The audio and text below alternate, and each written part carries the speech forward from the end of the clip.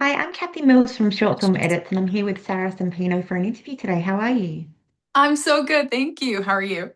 I'm good, thank you. Can we start this with you telling us a little bit about you? Sure. Yeah. So I'm Sarah.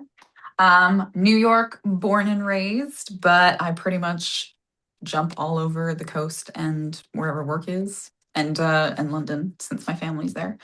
Um, but yeah, I am an actor. I do all kinds of acting. I do verticals, horizontals, diagonals. No. But yeah, I do all that, and I do a lot of audiobook narrating as well. And I have made a bunch of online friends by narrating live on TikTok. So that has been a lot of fun. And yeah, I'm pretty new to verticals, just coming into the world. And it's such a nice community, and there's Yeah. no cattiness, and it's not the same. The industry hasn't caught up yet, so it's really nice. We're a community, so I really like it. I'm loving it. Thank you so much for having me. Anytime, anytime. Okay, so you've narrated hundreds of audiobooks across genres. How do you approach developing distinct vocal identities for each character? Yeah, that's a really good question. A lot of practice, but I'd say that first it's the dialect, and then it goes a lot of like the main things to think about is like the tone of the voice, the pace of the voice, and sort of if it's a guy, how gravelly it is. So I mean, like Mm, even if you're just like, you don't have to switch accents to be able to be like, I'm speaking like this and I'm going to keep my vowels long versus if I just talk faster and if I just bring my pitch up just a little bit more and then everything this is totally, and so you just kind of have to hold on to those characters and the essences. And then I have a voice bank. If I have a yeah. book that has over like 50 or 60 characters, I'll do like a voice bank that I can go back to. So if it's like a 6 book series, then, I make sure every person is written down because the one time Mm, I didn't do that, it's like, the maid from book two comes back as the main character in book five. And then I was like, oh God, and you have to go find the voice. yeah. But yeah, that's how you do it. Do You you just make it all. have you ever narrated a book with somebody else, or is it just you through the entire book? Yeah, yeah. So basically, we call a book that you narrate where you're narrating all of your chapters and your point of view, and someone's narrating the other, usually like the guy narrating the guy Mm, point of view chapters. That's called a duel. And then a yeah. duet is when I do all the girl lines and my partner would do all the male lines, no matter where they are. And that Okay. sounds more like a play going back and forth. And then a multicast. And a multicast is when it just sounds like a play and everyone's a different character. Sometimes there might be sound effects or stuff in the background if they're making it like a drama. Yeah, so I do all across the board. That's cool. I've never heard of one where you do them like with each character. That would be interesting to listen to. Oh, really? Yeah, you should take Yeah. a look at them. Oh, yeah, there's a ton of them, and it's great because you're watching a movie, but you can be driving in your car and you don't have to worry about missing out on the action because it's made Yes. to listen to that way. I'm funny with audiobooks. So if I've seen a series or something like that, I Mhm. can't go back and listen to the audiobook because they don't sound like the character. So as No, long of as I'm course. doing the audiobook first before the series, it doesn't matter because I don't No, I know. get that. I get But that. That's yeah, so interesting. yeah, Like, yeah. do you would you like reading along as you're listening to the book? I know a lot of people who do that. I'm not a big reader. I do have some books like these. These are graphic books, so they're not as, wordy. I can Mm, read. I just get headaches when I do it for too long, so I don't read too it's long. okay. But Everybody's got their thing. some books, if I'm dedicated enough, I'll give them a go. So Okay, awesome. yeah, I tried to read the book series of Game of Thrones, but I got lost because there's just so many Oh, different that's plot a lines. that's a big one. If you're not a big reader, you go right for one of the big ones. That's where I learned I wasn't a big reader, but Oh probably my not the God, best that's book to go into first. So maybe ease into it. No, no, I get it. I do. That's funny. But no, yeah. no, there's nothing wrong with it. You might really like the audiobooks of Game of Thrones if you've Yes, I listened to think I them. will.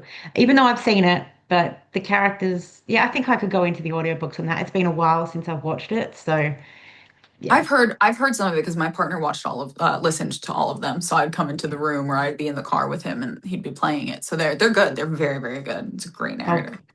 I'll have a look at that then, definitely. Mhm. All right. How did your studies shape your approach to acting and voice work? Ooh, that's a good question. Um, I spent a lot of money. uh, I worked really, really hard. I've been training. I mean, I've been in acting class since I was like 8. But I think the bigger thing is I was really lucky to go to NYU for school, and I got to go to RADA in the UK, and we just like I was bombarded with beautiful, beautiful Shakespeare. And I think that without you can act without training. You can because there's natural talent, and that's totally not a problem at all. But to have the tools that you need and to really, I think, just finesse your craft, that's something that you put the work into. And so I Yeah. knew from a very, very young age that this was what I was doing. This is it for me. Too bad whether or not it works out. Like this is my path. Yeah.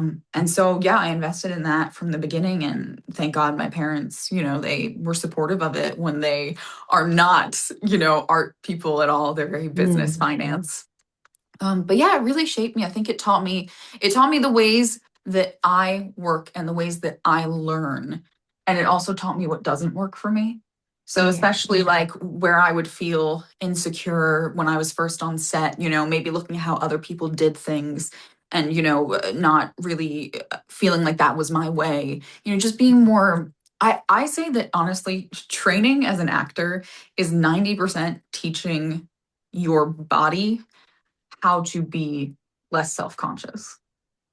Okay. With And that. I think, Yeah. and everyone's self-conscious. And I think, funnily enough, if you're an actor, you're extremely self-conscious. You're extremely hard on yourself because you're so aware of everything Yeah. around you. You're aware of how people are perceiving you on the camera or on stage. And so I think that all those thoughts, especially for those of us who are neurodivergent, all those thoughts in your head just kind Hmm. of get to be too much. And I really do think that 90% of your training is learning how to let those thoughts go.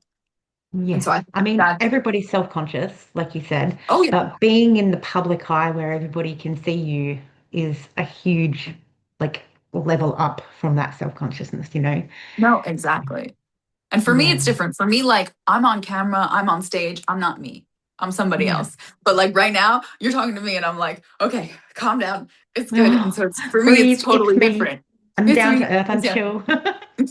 Because like you're talking to Sarah, you're not talking to a character. And so then all of a sudden, instead of me making all these choices as deliberate character choices, well, no, this is me just being open and vulnerable, and it's very different. So it's It very is. weird Yeah. having any sort of presence, whether it's on social media or, being someone in the street coming up to you or whatever. It's very crazy. It's a different world. Yeah, absolutely. Absolutely. So I'd be different. I'd be more nervous going on stage. But again, that's because I've had no training or anything. I'd be like embarrassed. I get secondhand embarrassment very easily. So I'd be like, no, like self-doubt, I think would be the word. A lot of self-doubt. Exactly. So, and you would go and train, and somebody would make you do things that were so ridiculous that Hmm. eventually you just felt okay in your body. But I think that's why actors say that you always need acting classes. You're Mm. never done. And I think that a very big reason for that is because you have to be secure in your own body. And I think that's one of the hardest things to do, in today, Absolutely. this day and age. Absolutely. Maybe I should take some acting classes. But you should. You don't have to pursue it professionally. So that's amazing. If that's what fills your soul, then do it. Just to get more self-confident. No. Genuinely, that's what improv classes are for so many people, and Yeah. like sketch comedy and stuff like that. That's the best part of it. That's all to get you out of your head. Now you Oh, have I to like have that. to have to join an acting class now. You have to tell me how you like it. Well, I was thinking about getting my daughter into like something to do with like theater or something because Yeah. she's neurodivergent. Like she's in her head a lot. So I think in Yeah, yeah. self-confidence issues and emotional control, I think that would really help her in that aspect. Absolutely. So yeah. Yeah, I think that'd be great. Yeah. All right. Um, you're skilled in many accents. What's your process for mastering a new dialect? So if there's one you find more challenging. That's a great question. Well, do you know what my weakness is? It is Australian. Oh. I have to, it is my weakness because so basically if I would not really think about it, this is kind of how I speak, which Hmm. makes no sense. this is not a real accent. This is not an American accent. This is not an English accent. It's this weird in between. And it's because my partner is British. And not only that, but I narrate audiobooks and, as you know, and I'd say like 75% of the time, I am not in an American accent. Mm, So I went like 4 or 5 months only doing an English accent. And mm, so I was doing that 8 hours a day and with my partner who's English. And so I lost my American accent a little bit. It was this kind of this thing. yeah, So if I'm paying attention right now, I'm in an interview, I'm doing a proper, American accent. And if I'm, needing to do one other one, I'm an accent strictly, I will. But when I'm tired, it just kind of goes. hmm But that's not even what you asked me. I'm so sorry you asked me how I develop a new accent. I don't know. I kind of can't tell you. It started um in school, my dialects class, which was the hardest class I've ever taken because we learned IPA, which is the International Phonetic Alphabet. And so you learn another language to figure out how to do dialects. And so that was really like, really put into me pencil to paper. And that was for like proper royal pronunciation, English accents and stuff like that. But after that, I don't know. I took it and I took the phonetic alphabet. And when I am unsure about where the vocal placement should be, I'll go to the phonetic alphabet, which is really helpful. But for me, honestly, it's really more being immersed in it. yeah, I was watching season 2 of White Lotus, and then I had to go do an Italian book with like someone who had a very loud Italian accent. So I just kind of mimicked, well, my family, but I mimicked, what I had just been listening to. So yeah. yeah, it's hard. It's something that I don't really know how to explain it that much. I'm sorry if Yeah. that's not a good No, answer, but it's something no, that's it's kind of okay. intuitive. Yeah, I get it. I mean, my nana, like my dad's side of the family's from England. So whenever I went and saw my nana, she had that really strong English accent. And Yeah. if I was there long enough, I'd come back with that accent too. You just like you said, it Yeah, gets no, it's stuck hard. with you. I am very malleable. I remember I was on the phone once for customer service for, I don't know, I think my car insurance, and this lovely, lovely woman answered, and I mean just the most southern twang. I mean, truly like this. And it took me about two sentences, and I was right there with her. And I felt so bad because I was like, this woman's thinking, I'm sure, that I'm making fun of her. Oh My no. voice Yeah. completely changed. And I was like, stop it. This isn't funny. This isn't one of those times like, oh, how I'm so funny. I was like, snap out of it. And I just kind of like, I don't know, I think I coughed or something. And I went 1 second. I like coughed and like whispered a sentence under my breath Yeah. and like got out of it. And I was just like, Oh, ridiculous. But yeah, I don't know. I feel like I'm malleable with dialects. So yeah, maybe I if we get that. speak for like a little longer, then I'll just walk out of here with an Aussie accent. There's a good accent. All right. Your training included sword fighting. Can you describe Yes. a time when that particular skill enhanced the performance in any way? A time where it enhanced the performance. You know what? I haven't actually done a professional performance with a broadsword. Oh, So, not technically hasn't yet. If anyone wants to hire me for some broadsword fights, I would mm, love that. But what it did help me with was we were watching Game of Thrones and, like Jon Snow does his parries hmm and everything. And I was like, psh, psh, oh my God, his form's so bad. And I stood up and like did my little thing in front of and I'm like, see, I can be Jon Snow. I can, go to the wall. But yeah, no, I had a blast doing it, and we did it a lot in at RADA with Shakespeare. And we did Mm. full fight choreography and combat and stuff like that. But I haven't actually done a sword fight on camera Oh, we need to yet. change that. Let's make it happen, please. I Yeah. say it in vertical casting. I go, I can sword fight. Let's go. Give me a Yep. pirate or medieval something. Let's make it happen. A lot of people want sword fighting. Like they want to be on the back of a horse while sword fighting. So, I love it. yes, we need that. All right. When did acting start feeling more than just a passion for you? Always. Mm. Um, I don't remember a time where it wasn't everything I was gonna do. I have a book from kindergarten, and it's like, what do you want to be when you grow up? And it would be like, I want to be a lawyer, I want to be a doctor, I want to be this. And mine was, I want to be an actress, because that was very Yep. important to me at the time. Not an Yes. actor. I had to be an Yes. actress. It was very important Yes. um, to like 6-year-old me. Yeah, I don't remember a time where I wasn't like, oh no, no, this is my going to be my professional job. And for Mm. better or worse, I mean, it is a bit of a curse, because if you can do anything else besides acting, everyone says that's what you should do, because you're in for a Yeah. lot of rejection. But yeah, I don't Yeah. know. I have no idea how it started or happened. My family is not in the industry, and I just popped out and I was like, here we go. I remember in the third grade taking my first acting lesson, and they brought me in to show me the theater. And my mom was like, is this what you wanted? And I started crying. And I just Mm. remember thinking, like, this is what I've wanted my whole life, my whole very Mm. long life, like in the third grade, and Yeah. being like, this is what I've been trying to get. So I don't know. It just always was. And Mm. I don't know. I don't have a better answer for you than that, unfortunately. But that's just, yeah, I don't know. I got bit by the bug in the womb, apparently. Yeah. Well, I mean, it could have simply been something that your mum listened to. Could have been Yeah, for sure. anything. Yep. I mean, none of my family is artistic in any way, but I love singing just as a Mm. hobby. I love singing, but none of my family sings. It's just me. Like Maybe it skipped a generation or something, or maybe. all of their passions instead, like they went to you, and so you get to be even more passionate than five people put together, or however many people are in your family. Enough. Enough people in your family. So do you sing at all? Do you with your different accents and things like that? Yeah. Yeah, yeah, I sing. I love singing. I kind of like how we were talking about. I love singing in musicals. I love singing as a character, but I get nervous if I was to like sing as myself. So I wouldn't ever want to really like release an album, and I don't have like a Mm. pop voice anyways. I'm very like Broadway sort of theater. But yeah, no, love singing and love theater.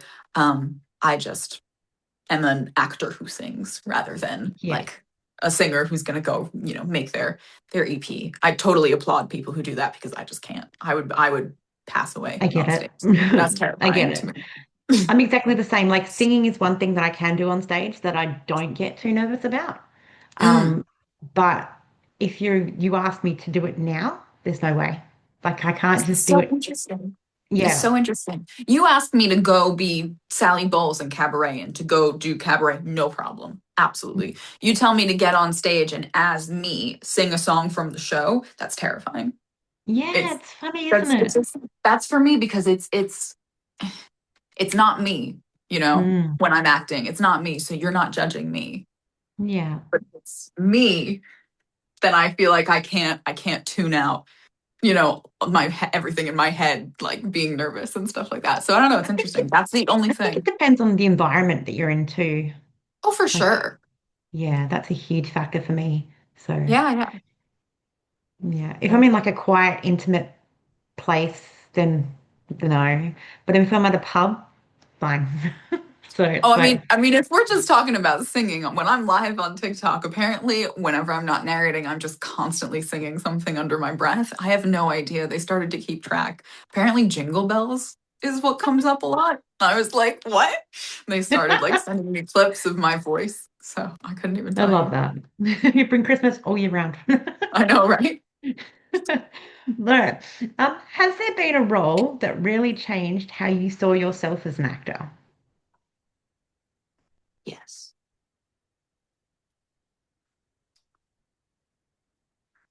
Which one do I think?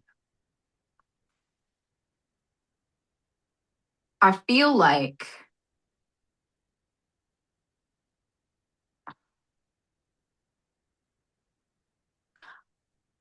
okay, there's so many thoughts in my head. I'm so sorry. I feel like for me, practically, what changed me the most as an actor was that I created my own series, um, like web series. And this is when Broad City was really popular and stuff like that. And so I made my own web series. And that was really cool because I had to juggle so many hats and it wasn't just being an actor. And doing all of that made my acting better. Yeah. And having to put it all together made my acting, I think, so much more informed because acting, everyone is passionate, but acting is Mm. also very technical.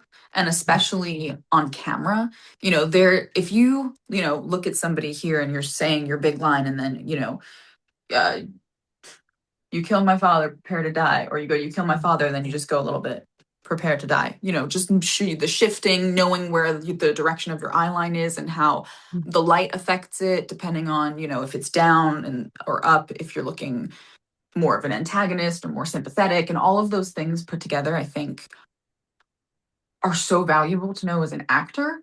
And so doing Mm. the web series and the whole process of that was definitely, I think, the most eye-opening thing. As far as a role that like I put everything into, like my soul, that was definitely I we did Julius Caesar and I was Cassius, and we that was great. I put everything I had into that.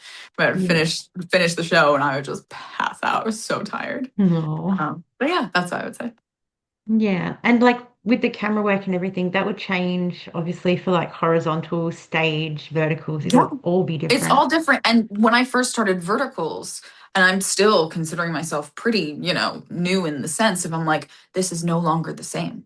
Mm. Things are different. You need to know how to frame for verticals, not just as the camera person, but as the one who's doing it. All of a sudden you're used to here up is your medium wide shot. And all of a sudden, Yeah. actually, you're seeing your entire body, and it's just a Mm. very. But you can't if you move your arms this way, they're out. Yeah. Yeah, it's just very technical, and I love that. I Mm. think like it's fun. I do like little tricks, and when everything all like syncs up together and works, I just think that's really cool. Yeah. So when you created your own web series, what part of those other hats did you enjoy just as much as the actual acting itself? I love producing, so I Hmm. also I also produce as well. Not as much now since acting is my first and foremost thing, but I love the collaboration Yeah. on set, whether it's theater on stage or on camera. Like the whole point is that you can't do it by yourself. It's not a one woman show.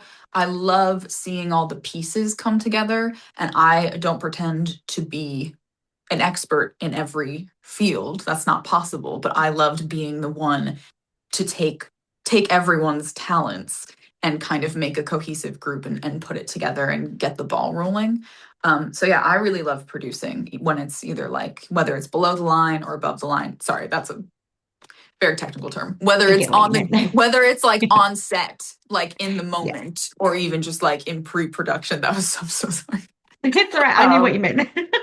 but yeah, so that's I love producing. I don't love directing. Okay.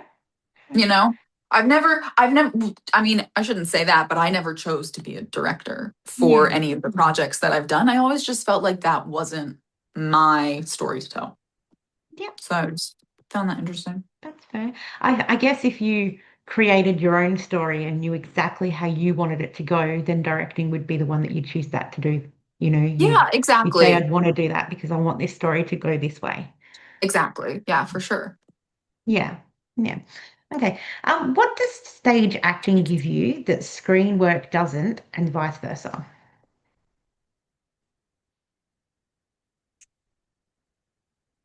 With stage acting, the audience is a character, Mm. and I get to play off of the audience, and it almost feels like a living, like a flowing, kind of back and forth, a bit of like a dance. And so Mm. when I'm on stage, my acting will change based on the audience. Now, not in a way that is like very noticeable. I wouldn't like get in trouble with someone being like, oh, everything's different, but it's Mm. that give and take in Yeah. theater. That's magic. I love that.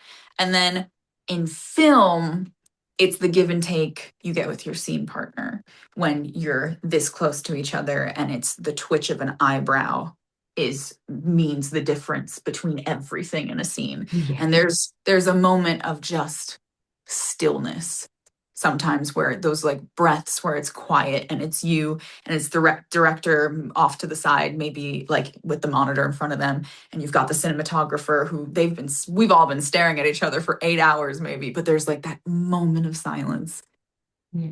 and just everyone knows in that moment that you're making something good together. It just the energy feels energized. I don't know, it that those are the two feelings are synonymous, but they're reached in different ways. One is Yeah. very intimate and the other is actually like with a whole bunch of people. So that's what I'd say each Mm. one brings out for me. That's what I love about acting is just human connection. So in whatever form that takes, that's what Yeah. appeals to me. Good. I mean, I know that on stage, you have to also, a lot of stage work is repetitive. So you have to do the same thing depending on how many Hmm. shows you're in. Oh Do yeah. you prefer that, the repetitiveness of stage, or like the one or two takes for film? I don't think I have a preference. They're just so different. And Mm. especially when you switch from one to the other, you kind of need to shake yourself for a second and be like, all right, this is another world. Yeah. I think people would think it's not that different. Okay, theater, you just have to be bigger. Film, you just have to, be smaller. And it at least for me, this is just a completely different way of doing things. And so I wouldn't say I have a preference. I like being able to go back and forth. Yeah. Yeah, absolutely. Okay. Do you have any acting habits you're trying to unlearn?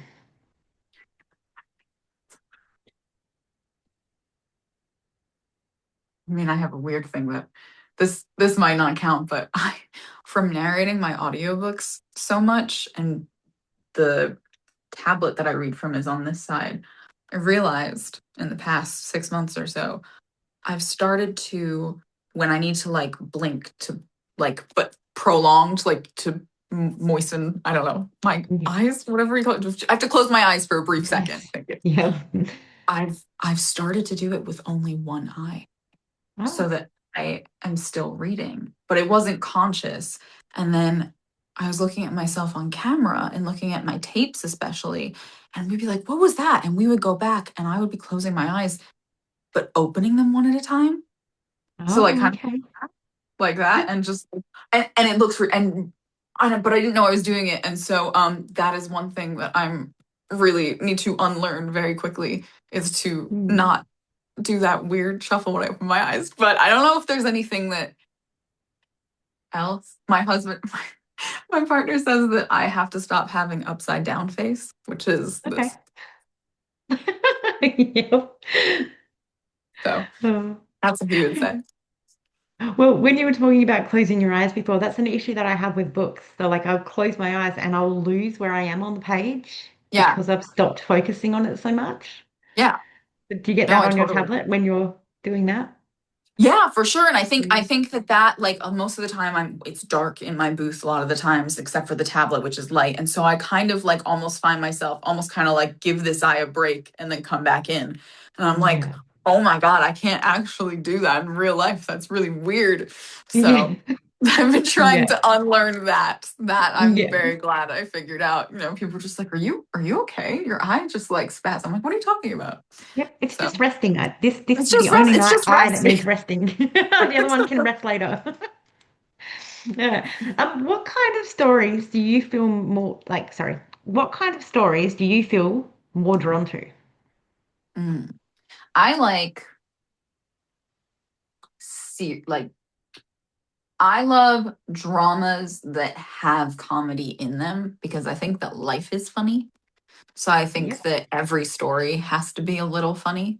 It could be the most serious topic, but people are awkward. Yep. Things happen that are funny and that can lead to more drama. But so that's me. I love that. I like the gritty stuff and I think I do I think I do a good job at just kind of like getting to the heart of a story sometimes. Yeah. So I love being able to approach that, um, whether it's a fantasy or just, a girl next door kind of thing. But yeah, that's what I would say for sure. Do you have a story that you would really love to tell? I would love to do. some more stories on mental health. I think that would Yeah. be great. I really would love to do that. Especially just, if I could help somebody even a little bit the way certain artists and performers helped me. You have that movie or that song or that book that gets you through a hard time. I That's all I want. If I could do that for one person, make their day even a little bit better, um, I'm honored. That Yeah. that's the best possible outcome. And so I think that, and then in addition to that, to actually do a movie that brings more awareness to what it's actually like to have certain, issues with mental illness, or if your family does, and etc. And taking away the stigma, but I think even more than taking away stigma that might be there, informing people more and having people resonate more, with what's going on. I think that's super important. And It's there's a lot. very important. It's very important. I think also getting people to understand that mental health can show in so many different forms that maybe you may not Exactly. recognize. Yeah. Exactly. Yeah. Um, and my biggest thing there was it has to be done right. Hmm. You have to Hmm. give out the correct information and it needs to be played. If you're doing it in like a film, it needs to be real. Like, Yeah. yeah. That's So why I I think that's love very I important. love dark. I don't shy away from like the painful stories or the dark Mm. stories. Give it to me, but let's do it right. And Yeah. then absolutely. Yeah. I think that that's it's part of expressing yourself and everything else, and your comments on what's going on in the world as well, and your experiences around you. But yeah, Yes. definitely that is something I would love to do. And a Yeah. fantasy. I really want to do Yeah. more fantasy work. Fantasy's good too. That and then fantasy work. Yeah. They're both good. They're But both great. they both can coincide as well, to be honest. Oh, absolutely. 100%. Those are Yes. my favorite movies. Yes, absolutely. All right. What kind of set environment helps you do your best work? Ooh, what kind of set environment? I very much like it when we're all on a first name basis. Hmm. It takes a bit to get there. And especially with verticals, the joke Yeah. is it's the last day and you've gotten everyone's name and then it's Yeah. gone. But I Yeah. do like that feeling of camaraderie on set. And I also love as well, which almost all of the sets I've been on for verticals are like this, when an actor or even another job, but an actor is trying to get into a scene, maybe needs a second, or, they're like, oh, I'm chatting to you, man, but I got to go run lines. And there is no sort of uh, weirdness around that. Everyone's, Yeah. doing their job. I think the best thing is, especially in vertical world, people taking their job seriously, but still having Mm. fun is the best Yes. thing to do. Let's have fun and let's also take our work seriously. Um, Yeah. you could do both at the same time. And to be fair, 95% of the sets I've been on do that. Which is great. Yeah. I have to say vertical sets have been some of my favorite for any kind of production that I've been on. It's just great Mm. because everyone has so much experience, and Yeah. we can just kind of then like share it with everyone. The people Yeah. who are coming in verticals are new. So anybody who's coming in, um, if you're not fresh, and fresh to the industry, you have all this experience with you, and Mm. we're like navigating a new medium together.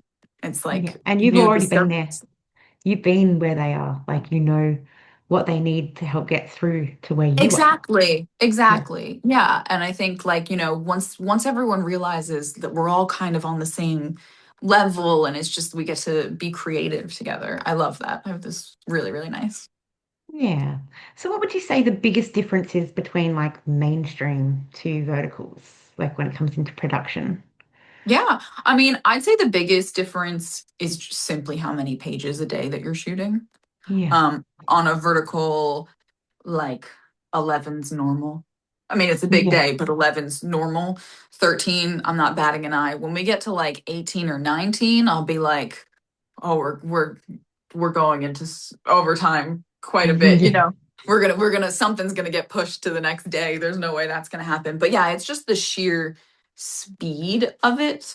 Whereas I went pretty recently and I went right from a vertical and drove to do an indie film. And I went on the indie film, I did my one take, and I was almost like I was so in vertical world still that I was like ready to go. And they were like, "Oh, it's only the first take," kind of thing. And we did that shot 8 times. Oh, We yeah. first one, but we did Yeah. it 8 times. And I was like, "Oh yeah, this is how this goes sometimes when they have the Yeah. time, when they have the money available, when they have the camera footage available." And so, but that was great because then we got to play. But and Mm. again, that's such a great privilege. But Mm. also, verticals they keep you on your toes and you get to do so much more in such a Yeah. small amount of time. It's crazy. So it's that's the difference is sheerly not the difference in like the amount of work you have to do, but the kind of work, and that you are Mm. literally doing more pages, more scenes, more dialogue. You're taking the knob, whatever proverbial knob this is, and you're turning it up to like 110. So Yeah. that's the biggest difference. Mm. I guess it would also, with verticals, make you accept that you have to be comfortable with whatever performance you gave the first time. You can't just, in other words, going, oh, that's not good enough. I want to redo it. You don't Yeah. get that chance. So you It's have the to best just accept master it. class in that. Yeah. Yeah, in accepting that you're going to get what you're going to get, but also doing it right on the day, in the take, in the moment. It doesn't mean you always have to be perfect. Things are going to Yes. happen. But again, it's about, you're going to learn very quickly that if they don't get what they need, they still have to move on. Like Yes. they're going to get what they need for the camera, and you might say, "Oh, but that wasn't my best take. I wasn't feeling it. Let me try it again." And you can pick and choose. Sometimes they'll give it to you. Yeah. So, sometimes you can. And like, there are a few times if I'm really doing something, I'm like, "Oh, come on, give me one more. Give me one more. Give me Mm. one more. You won't regret it. Give me one more." But for the Yeah. most part, like we all know, we got to keep moving. We got to keep going. So you Yes. just have to be okay with that and just go with it. Yeah. But I Yeah. love that about verticals too. Yeah. It's good. I love the fact, like, I know it's busy, but you just got to, like, yeah, like I said before, you just got to accept it. You've got to say, like, if you get the chance to redo it over and over again, you may have, done something really good the first time, Hmm. which you then don't get that second time or that third time that you wanted Hmm. to try again, you know? Yeah, yeah, absolutely. Yeah. Yeah. Okay. How do you stay authentic and present on set with all the distractions like camera, crew, and time pressure? That's a good question. I'll just like take a minute to myself sometimes. And that's very hard to do sometimes on set if you're needed, especially because I can't exactly be like, "Bye guys, I'm gonna go take a break." But even just in the little moments, like I'm just gonna walk one step to the side for a second, let the assistant director know, I'm right here while you guys are setting up for the shot. I'm just taking a drink of water and just Yeah. like just taking that moment, because you don't if you are in every scene that day, you Mm. can't just be like, "Oh, I need a second." I mean, of course, if you're in trouble and you need something, that's one thing. But Yes. and the day is riding on you. You need to be ready so that everybody else can be ready and do their job. And so Yeah. again, it's just really learning not to be overwhelmed. Also, for me specifically, I try not to stare at LEDs too Oh, long. yes. I know Yeah. that's weird because I can get overstimulated. And so I know, especially if it's going to be a night shoot or there's going to be all the lights in my face, I will purposely just kind of keep my head down a little bit for like, so that I'm not staring straight into LEDs for like 8 hours at a time. That's just Yeah. something that if that helps anybody else that who gets like, overstimulated, that's what I do. And then once it's like hour 6 and I can like feel it getting to me, I'll go take some Tylenol or something. Yeah. That's So understandable. that's a Sorry. very practical way that I try to keep myself grounded. The vertical format is evolving rapidly. What changes do you hope to see over the next few years? I I'll say a change that I don't hope to see. I Yeah. hope that the community, I hope that the closeness of it, and how supportive everybody is, I hope that stays. We Yes. know that, bigger named actors are coming in, bigger name directors, bigger companies, things are changing very quickly. And that's Yeah. fine. There's room for everybody. Everyone is Hmm. staring at a screen 24/7 pretty much at this point. Yeah. That's totally fine. But I hope that that can stay. as Yes. far as things changing, I think we only want them to evolve. We only want better quality. We only want, better titles, better actual Oh, titles, better yes. scripts, better plots, better but things that elevate and things that still, go with the algorithm because Yeah. at the end of the day, that is what matters from a business standpoint, and it is a business. So Yeah. we love all the creative plots, and we love, we want to show our work and our artistry, and people want to see all these beautiful, fresh things. But also, I completely understand on the business side of things that you have to Yes. go for what sells as well. And so I think that now everyone's in this dance for the next like year or two, maybe, to Mm. see who kind of cracks that first. And I Yes. think people have already started to, but I think it's just we're kind of waiting to see who can kind of hit that sweet spot of like Mm. algorithm, financial success, and Yeah. artistry. And so I'm excited to Yes. see what happens. I hope that I'm part of it. Yes, I hope so too. I mean, That'll be I've nice. had discussions about this myself, and I really hope that, I mean, bigger name actors and stuff like you said are coming in and bigger platforms and things. I just don't want the people who started this to get lost in that. Like, I agree. Yeah. you But I know, also think everyone's got to be open to everyone. Everyone, like, yes, like, we're full, don't come in here. No, no, everyone, we're all good. It's yes, okay. It's the one thing that's already, becoming apparent is the competition as actors is getting harder. mm, Or yes, at least there's more competition. Because yes, people like me didn't know what verticals were a little while ago. mm, So, it's just by word of mouth and the lovely success of verticals is making them more popular, hence driving more demand for actors, but also driving more demand for verticals in general. So true. there's plenty of room for everybody, I feel.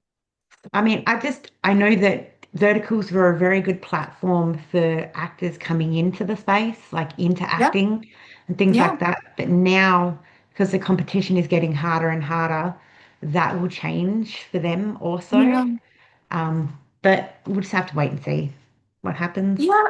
It's like it's an evolving platform. I think it's kind of how streaming was, when streaming started. Yeah. And, I think of kind of like how Orange is the New Black kind of Mm, changed streaming and really was that was the thing that hit for, at least in my opinion, for that yeah. sort of thing. And I think verticals are that new wave. So 10 years Yeah. from now, or however many years from now, this is just going to be one thing and then the next wave will come in. So I'm excited to see how it develops. I can only just hope that I'm privileged enough to be along for the ride. I hope so too. And I'm hoping for very positive things to happen. So that's good. Yeah. Okay. Is there anything you want anybody to know about you or your work? I like being paid. No, just hire me. Um, that anything I want them to know about my work, that I'll put everything into it. I just want someone to get something out of it. And if that's distraction from a really bad day, perfect. If that's inspiration, perfect. If that's, you know, sadness, but like melancholy and they needed a good cry or something, great, amazing. I just, if I am going to take on a role, I'm going to give it everything, no matter what it is. And so Yeah. that's what I like. Good. Yeah. So, how do you make similar roles feel unique? By not letting yourself admit they're similar, gotta Okay. gotta trick yourself. If I think the whole question is like, what makes this person different? What makes this villain different? What makes this, girl who had the vertical drug and sleeps with the guy and 5 years later meets him? What makes her different? I think that's Mm. the fun of it. I think that's where the audition comes into play. I think that's how people get hired based on the flavor that they Yeah. have for that person. But yeah, I like to do a lot of analogous situations as an actor from like a technical like standpoint. Is I'll try to put myself into the situations. I think something that's important is like you're always going to have some of yourself in your characters, and it's just Yes. where you put that part of yourself. Um, but yeah, I think you just have to convince yourself that they're just different people, they're different characters, and how are you going to explore that? Yeah. Okay. All right. So, what is the most valuable lesson you've learned from working in the industry so far? That the biggest thing that stands in my way, and I think most actors' way, is themselves. Again, Yeah. with the self-confidence or doubting yourself and stuff like that. And I don't say that as somebody who's like, yeah, I've come out from the other side of that. I don't do that. Of course I do. Um, Yeah. I think really 99% of the time it's yourself that's getting in your way. And so the biggest the best thing you can do is figure out how to not hinder yourself.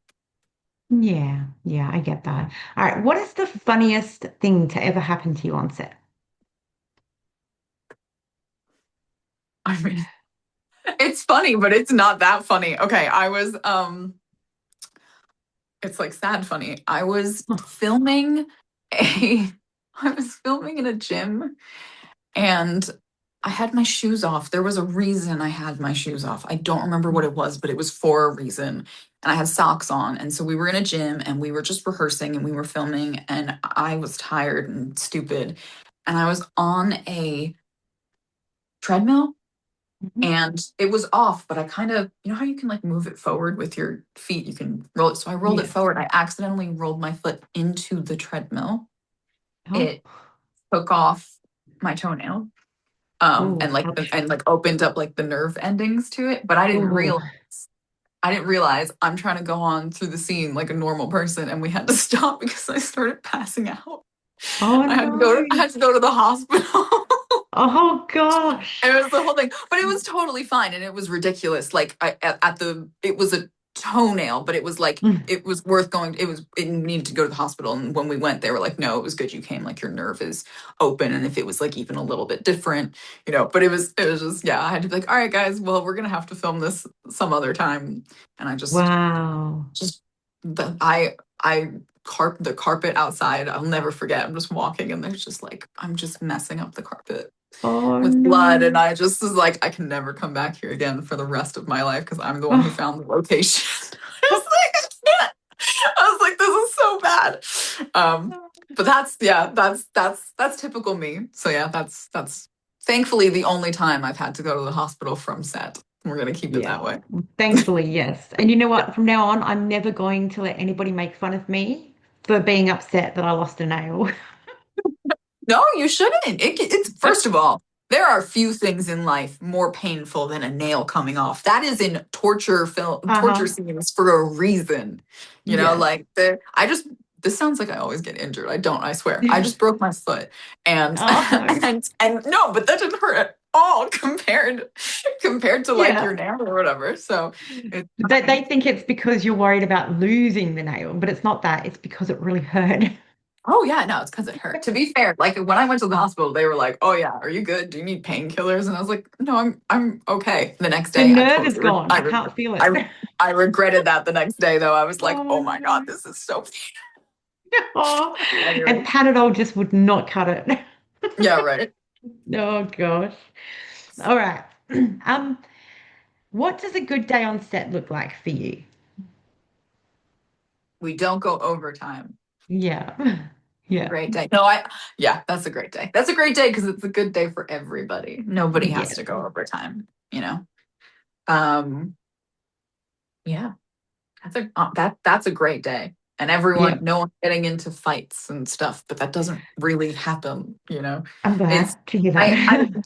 it's not so dramatic, you know. We try to Mm. leave the drama on the camera, you know. Behind the Yeah. camera, everyone is usually so lovely. Everyone's happy to be there. If they're not, then they can just leave. Then somebody else Yeah. can come in. You know what I mean? Like Yeah. it is a job and also a privilege at the same time. Absolutely. And so, you know, especially in the industry right now, we're all lucky just to be employed if we're working on set. You know, it's a tough Yeah. time right now. You know, everyone's still reeling from the strikes and, you Mm. know, but Mm. yeah, but So just don't take it for granted. exactly, exactly. You know, just don't take it for granted and like I think that people, me included, like once you get a role, you're like, oh, but I have to get a better role. I have to get a bigger role, or I have to keep moving, keep moving. And it's hard because you have to think about your career and the trajectory of that. And that is important. But you Mm, also have to remember where you came from and be grateful for what you have. And you can't take it for granted because so much, so little of our time is actually spent on set. We're yeah, doing so many other things. And then that's like the prize, that's the treat. yeah, And so anytime I'm on set, I just try to be grateful, as grateful as I can be. yes, absolutely. Dude, what are you doing? Dude, okay. I have one more question. Yeah, If you could go back and relive a single day in your career, which day would you pick? I could go back and read a single.